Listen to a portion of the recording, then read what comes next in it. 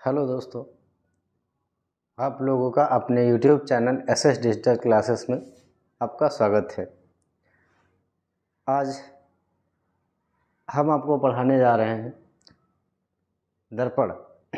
कल हमने आपको पढ़ाया था परावर्तन और अपवर्तन, उसी को कंटिन्यू करते हुए आज हम आपको पढ़ाने जा रहे हैं दर्पण।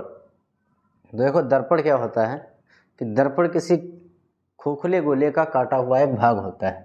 जैसे हमने देखा कि ये खोखला गोला है कांच का, और इसका हमने एक पोर्शन कट कर दिया। अभी जो आधा पोर्शन बचता है, इसके किसी एक साइड को हम पॉलिश कर देते हैं, तो ये क्या कहलाता है? दर्पण कहलाता है, या गोलीय दर्पण कहलाता है। देखिए, अगर किसी समतल कांच की प्लेट को पॉलिश कर दिया जाए तो यह समतल दर्पण कहलाएगा, और किसी गोले के काटे गए भाग को अगर आप पॉलिश करते हैं तो यह गोलीय दर्पण कहलाता है। तो हम यहाँ पर मेनली पढ़ने क्या जा रहे हैं? गोलीय दर्पण। तो गोलीय दर्पण क्या बताया कि गोलीय दर्पण किसी खोखले गोले का काटा गया भाग है जिसके एक साइड में पॉलिश कर दिया जाता है। इंग्लिश में इसको बोलते हैं स्फेरिकल मिरर। और स्फेरिकल मिरर कितने टाइप के होते हैं? तो स्फेरिकल मिरर जो होते हैं वो दो टाइप के होते हैं। एक होता है अवतल दर्पण और एक होता है उत्तल दर्पण। अवतल दर्पण और दूसरा होता है उत्तल दर्पण।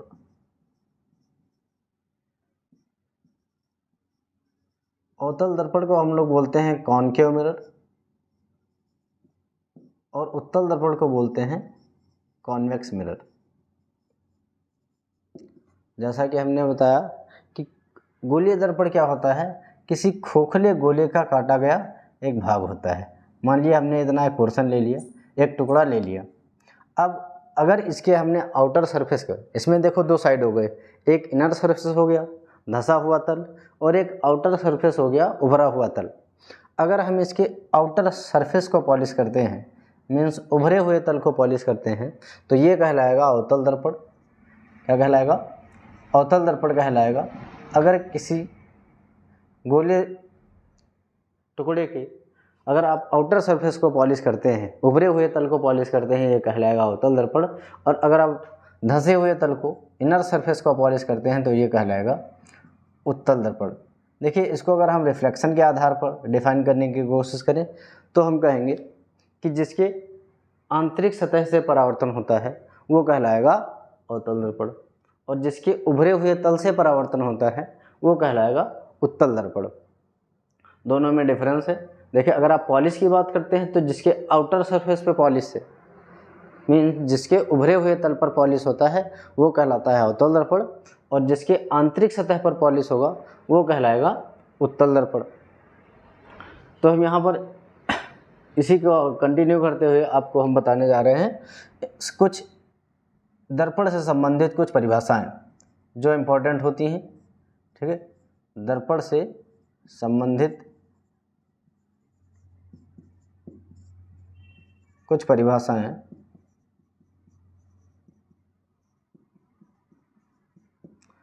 जैसा कि पहले, अब जैसे मिरर की बात करते हैं, दर्पण की बात करते हैं, तो एक आपको हम डायग्राम बनाने के, देखिए ये हमने मान लिया कि एक अवतल दर्पण है जिसका ये कहलाता है परावर्तक पृष्ठ। क्या कहलाएगा? परावर्तक पृष्ठ कहलाएगा। जिससे परावर्तन होता है तो वो कहलाता है परावर्तक पृष्ठ। इसका जो मिड पॉइंट है यहाँ पर हम लोग पी नाम दे देते हैं, इसका हमने दे दिया एफ, ये सी। अब देखिए, यहाँ से यहाँ तक डेफिनेशन हम यहीं से बनाने की कोशिश करते हैं। तो देखिए, सबसे पहली बात आती है पोल ऑफ मिरर, दर्पण का ध्रुव। दर्पण का ध्रुव, जिसको आप बोलते हो पोल ऑफ मिरर।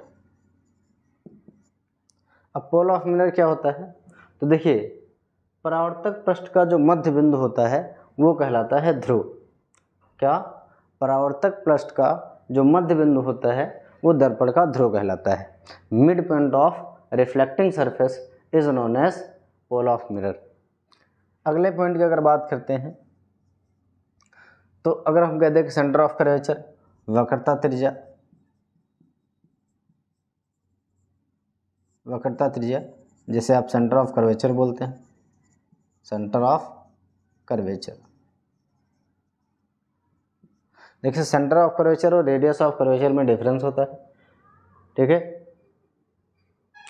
वक्रता त्रिज्या नहीं, वक्रता केंद्र है ये, ठीक है। तो ये क्या है, वक्रता केंद्र। वक्रता केंद्र क्या होता है, तो अभी भी कहा कि ये जो मिरर होगा वो किसी गोले का भाग होगा और इस गोले का जो सेंटर होता है वो कहलाएगा सेंटर ऑफ कर्वेचर।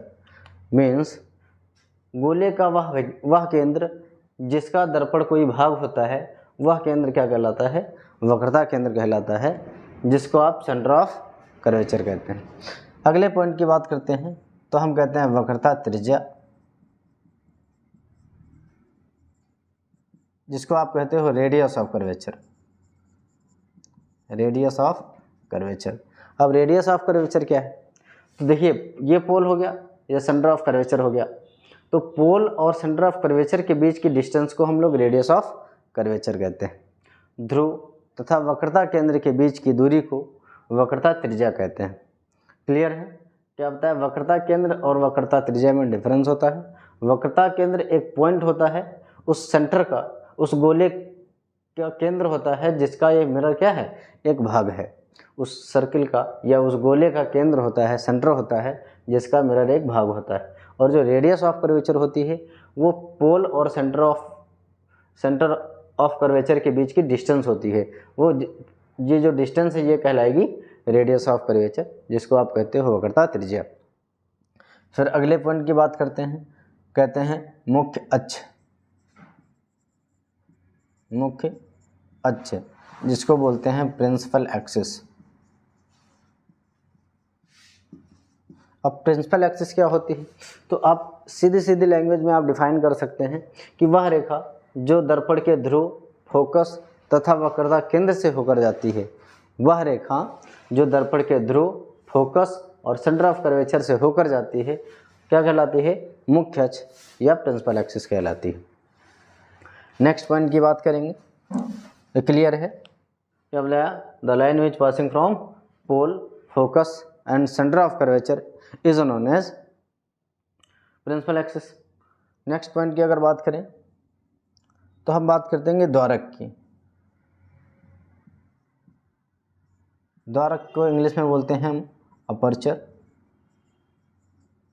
देखिए अपर्चर क्या है, इसका अगर संधि विच्छेद करने की कोशिश करें तो द्वारक है ना, तो जैसे ये हमारा क्या है, कॉनकेव मिरर है, तो इसकी जो डायमीटर होती है,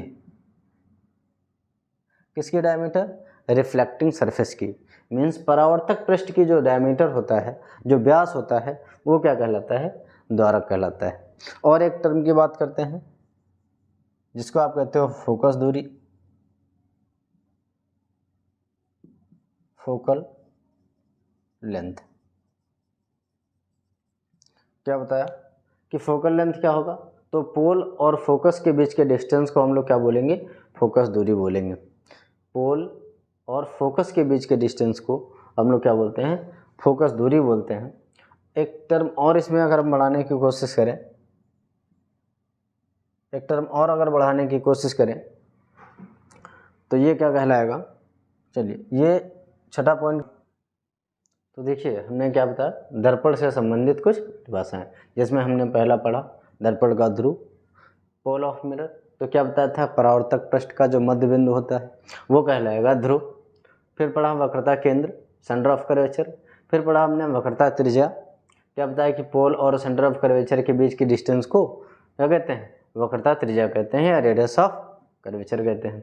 फिर बताया मुख्य अक्ष, जिसको आप इंग्लिश में बोलते हो प्रिंसिपल एक्सिस, तो कहता है वह रेखा जो ध्रुव, फोकस और वक्रता केंद्र से होकर जाती है प्रिंसिपल एक्सिस कहलाती है, मुख्य अक्ष कहलाती है। फिर हमने पढ़ लिया द्वारक, और फोकस लेंथ हमने आपको बताया, तो फोकस लेंथ क्या बताया, the distance between pole and focus is known as focal length. तो इसी को, इसमें एक और टर्म है पॉइंट नंबर 7, जिसको आप लोग बोलते हो प्रिंसिपल फोकस। क्या बोलेंगे, मुख्य फोकस। प्रिंसिपल फोकस क्या होता है,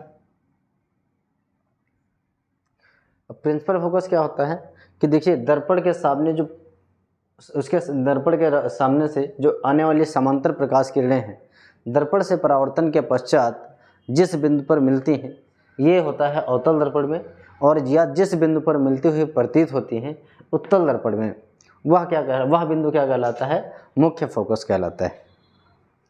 ठीक है बच्चों, तो चीज़ें समझ में आई। सबसे पहला क्या बताया गया? गोलीय दर्पण।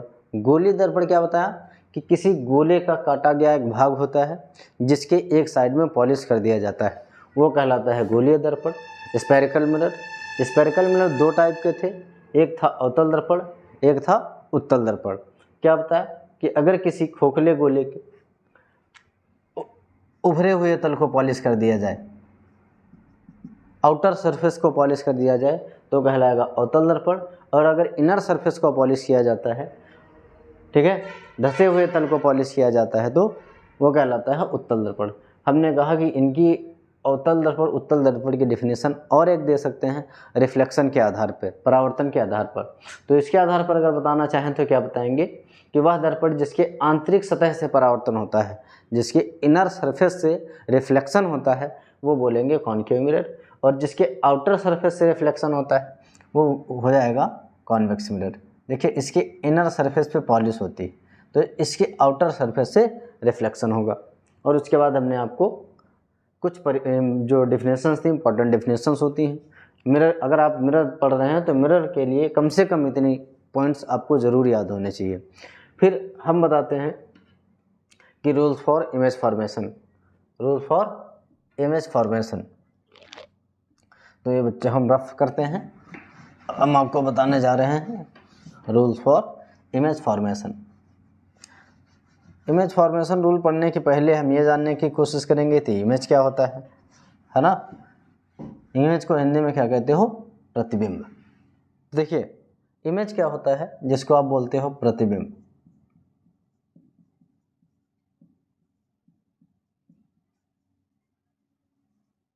अगर इजी लैंग्वेज में या हम समझने की कोशिश करें तो सिंपल सी बात है, जैसे हम दर्पण के सामने खड़े हो जाएं तो दर्पण में जो भी आकृति दिखाई देगी, हम खड़े हो जाए या कोई वस्तु रख देते हैं तो दर्पण में जो भी आकृति दिखाई देती है वो क्या कहलाती है? प्रतिबिंब कहलाती है। लेकिन यहाँ पर हम अगर डेफिनेशन के अकॉर्डिंग लिखने की कोशिश करेंगे तो क्या कहेंगे कि दर्पण के सम्मुख रखी वस्तु से चलने वाली प्रकाश किरणें, क्या बताया कि दर्पण के सामने रखी वस्तु से चलने वाली प्रकाश किरण दर्पण से परावर्तन के पश्चात जिस बिंदु पर मिलती हैं, मिलेंगे किसमें? अवतल दर्पण में, या मिलती हुई प्रतीत होती हैं वो किसमें होगा? उत्तल दर्पण में। उस बिंदु को, उस वस्तु का प्रतिबिंब कहते हैं। जैसे हमने एक डायग्राम बनाने की कोशिश करेंगे कि ये हमारे पास क्या है? कॉनकेव मिरर है, ये इसका फोकस हो गया, ये इसके सेंटर ऑफ कर्वेचर हो गई। तो मान लिया कि हमारे पास एक ऑब्जेक्ट रखी थी, तो इस तरीके से इसका हमने एक डायग्राम बनाया, ठीक है। तो यहाँ पर जहाँ पर ये रिफ्लेक्टिंग लाइट मिलती है वो पॉइंट क्या कहलाएगा? आई जो पॉइंट है ये इस ऑब्जेक्ट ओ डैश का क्या कहलाता है? इमेज कहलाता है। तो हमने कहा कि इमेज की डिफिनेशन क्या लिखोगे तो क्या बताया कि दर्पण के सम्मुख रखी वस्तु से, मान लो ये दर्पण था और इसके सम्मुख ये वस्तु रखी हुई, अब इससे जो चलने वाली प्रकाश किरणें हैं दर्पण के परावर्तन के पश्चात जिस बिंदु पर मिलती हैं, देखिए अवतल दर्पण होगा तो मिलेंगी या मिलती हुई प्रतीत होती हैं, उत्तल दर्पण में मिलती हुई प्रतीत होती हैं, उस बिंदु को, उस वस्तु का प्रतिबिंब कहते हैं। अब प्रतिबिंब जो है वो दो टाइप के होते हैं, एक होता है वास्तविक प्रतिबिंब, वास्तविक प्रतिबिंब, और एक होता है आभासी प्रतिबिंब। वास्तविक प्रतिबिंब को बोलते हैं रियल इमेज और इसको बोलते हैं वर्चुअल इमेज। अब वास्तविक हमने अभी भी डिफिनेशन बताई, वो कंबाइंड डिफिनेशन सिंपल क्या बताया कि दर्पण से चलने वाली प्रकाश किरणें जिस बिंदु पर मिलती हैं अवतल दर्पण में या मिलती हुई प्रतीत होती उत्तल दर्पण में, उस बिंदु को, उस वस्तु का प्रतिबिंब कहते हैं। अभी इसी डिफिनेशन को दो पार्ट में डिवाइड कर देना है, क्या कि दर्पण के सम्मुख रखी वस्तु से चलने वाली प्रकाश किरणें जिस बिंदु पर मिलती हैं वह बिंदु उस वस्तु का प्रतिबिंब कहलाता है, और ये किस में होगा? अवतल दर्पण में। हालांकि अवतल दर्पणें वास्तविक और आभासी दोनों बनती हैं, 5 कंडीशंस में वास्तविक बनता है और 1 कंडीशन में आभासी भी बनता है, लेकिन डेफिनेशन हम यहाँ से लिख सकते हैं। तो क्या बताया कि जिसमें वास्तव में मिलती हैं वो कहलाएगा वास्तविक प्रतिबिंब, और जिसमें मिलती हुई प्रतीत होंगी वो कहलाएगा आभासी प्रतिबिंब। क्लियर है? फिर हम बात करते हैं rules for image formation. Rules for image formation की अगर बात करें तो ये जैसे इमेज है ये बनती कैसे हैं, इसके नियम क्या हैं, ठीक है। तो rules of image formation by convex और कॉनकेव मिरर, दोनों की अगर बात करें एक साथ हम, ठीक है। तो इमेज क्लियर है, क्या बताया कि किसी मिरर के सामने जो रखी है वस्तु से उससे चलने वाली प्रकाश किरणें जिस बिंदु पर मिलती हैं या मिलती हुई प्रतीत होते हैं उसे बोलते हैं इमेज। और इमेज कितने टाइप के थे? 2 टाइप के। अब हम बात करेंगे रूल्स फॉर इमेज फॉर्मेशन, प्रतिबिंब बनने के नियम, ठीक है। रूल्स की बात करते हैं। देखो इमेज फॉर्मेशन अलग है और रूल्स ऑफ इमेज फॉर्मेशन अलग है, ठीक है। प्रतिबिंब बनने के नियम,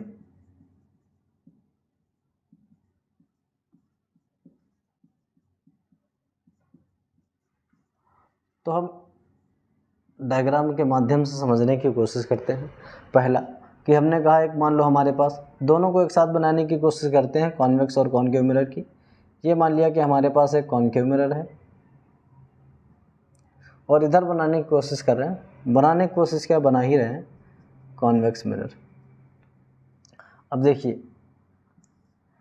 पहला रूल क्या कहता है या पहला नियम क्या कहता है कि दर्पण के मुख्य अक्ष के समांतर आने वाली प्रकाश किरणें, अगर ये होगा फोकस और इसका जस्ट डबल होता है सेंटर ऑफ कर्वेचर। यहाँ पे याद रखना कि जो एफ होता है वो रेडियस का आधा होता है, ठीक है। तो हमेशा जब जितना एफ होगा उसका डबल सी होगा।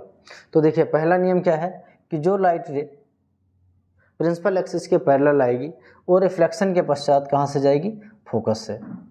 मीन्स दर्पण के सामने मुख्य अक्ष के समांतर आने वाली प्रकाश किरणें दर्पण से परावर्तन के पश्चात कहाँ से जाएंगी? फोकस से।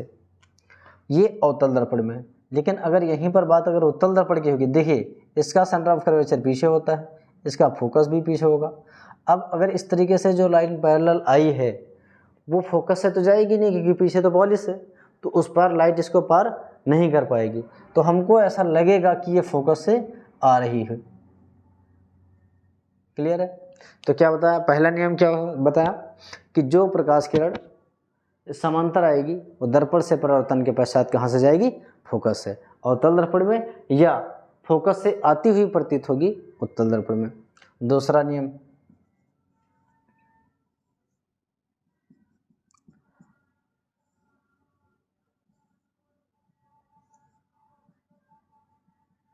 देखिए पहला क्या बताया कि जो समांतर आएगी वो फोकस से जाएगी, और दूसरा पढ़ लेते हैं कि जो फोकस से आएगी वो समांतर जाएगी। सिंपल सी बात है, ठीक है। क्या बताया कि जो पहला नियम जो समांतर आएगी वो फोकस से जाएगी, मीन्स जो पैरेलल आएगी लाइट रे वो रिफ्लेक्शन के पश्चात फोकस से जाएगी, और जो फोकस से आएगी वो रिफ्लेक्शन के पश्चात पैरेलल चली जाएगी। इसमें अगर बात करोगे तो आपको लगेगा कि ये फोकस की ओर आ रही है, इधर आपको लगेगा कि फोकस की ओर आ रही है, लेकिन और ये क्या हो जाएगी? समांतर चली जाएगी, पैरेलल चली जाएगी। तो पहला क्या था? पहले क्या बताया कि जो प्रकाश किरण समांतर आएगी वो फोकस से जाएगी, और दूसरा क्या बताया कि जो फोकस से आएगी वो समांतर चली जाएगी। रूल नंबर 3, वो लाइट किरण जो सेंटर ऑफ कर्वेचर से आएगी, मान लेते हैं पोल हो गया, ये एफ हो गया और जस्ट इसका डबल ये सी हो गया, तो जो सेंटर ऑफ कर्वेचर से आएगी वो क्या होगा? वो अपने मार्ग में वापस लौट जाएगी, ठीक है।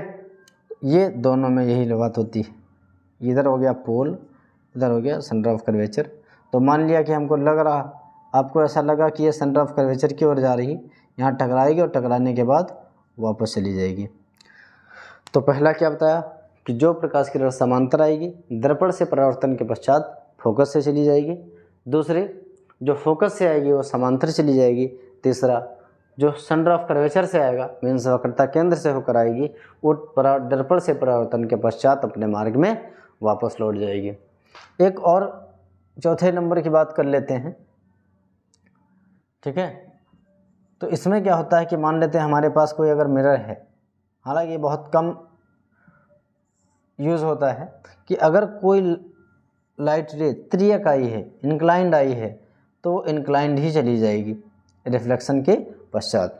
तो पहला क्या बताया कि जो वह प्रकाश किरण जो प्रिंसिपल एक्सिस मुख्य अक्ष के समांतर आएगी, दर्पण से परावर्तन के पश्चात फोकस से चली जाएगी। दूसरा, जो फोकस से आएगी समांतर चली जाएगी। देखो एक सिंपल सी बात है ना कि पैरेलल आई, फोकस से गई, फोकस से आई, पैरेलल चली गई।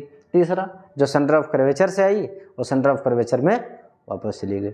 और चौथा क्या बताया कि जो इंक्लाइंड आएगी, जो त्रियक आएगी, वो दर्पण से परावर्तन के पश्चात त्रियक ही चली जाएगी। तो कैसे लगी आपको क्लास? अगर कोई डाउट हो तो आप लोग कमेंट सेक्शन में ज़रूर बताएं, हम आप सबके कमेंट देखकर आप उसको सॉल्व करने की कोशिश करेंगे। Thank you.